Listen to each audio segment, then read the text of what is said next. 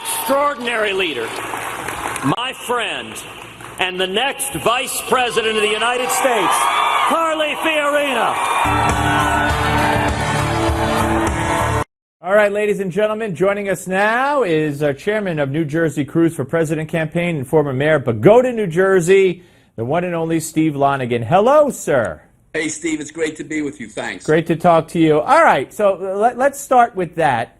Has that made much of a difference?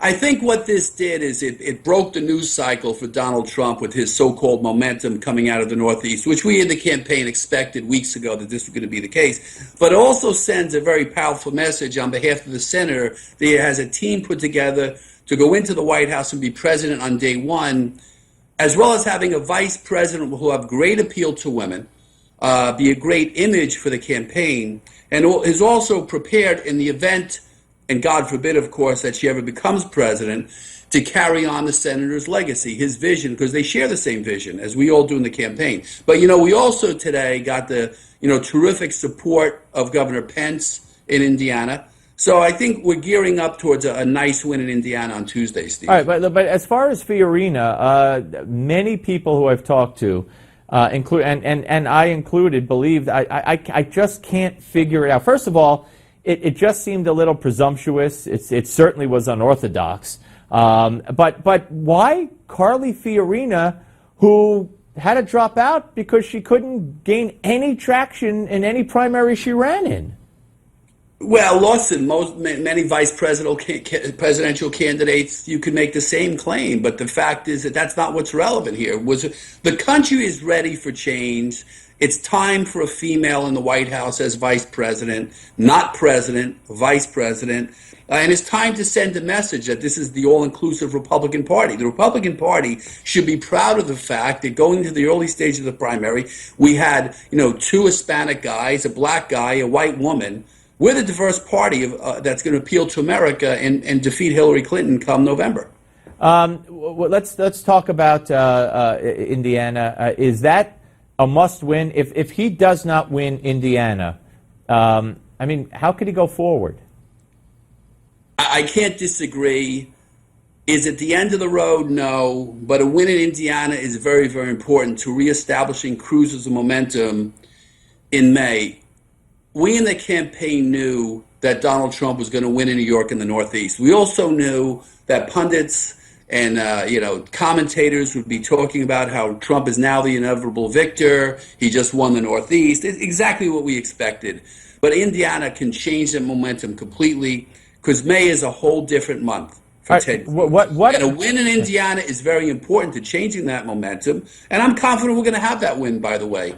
Let's talk about New Jersey and Christie. They say Christie is on the list of a short list of VP candidates for Trump, which I think would be insane.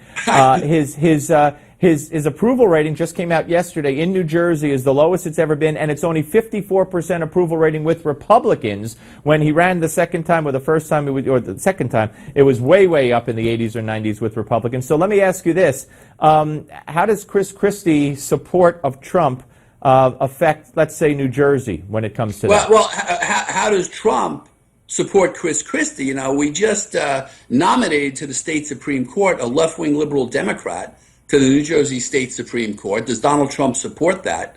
And does Chris Christie support Donald Trump's belief in transgender bathrooms? So there's a lot of issues of policy that make this very, very dynamic. And yes, the governor's numbers are certainly not good, and I don't think getting it any better. Let me ask you this. You talk about the endorsement of Governor Pence. It was a lukewarm endorsement at best. He said he's not against anybody.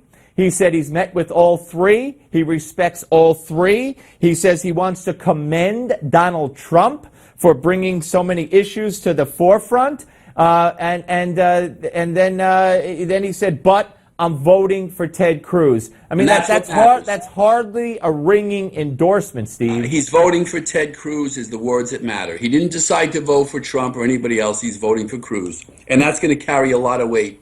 So why would somebody who, if it's billed that he's endorsing Ted Cruz, why would he come out and praise Donald Trump in the same breath? It's called politics. Everybody wants to be everybody's friend.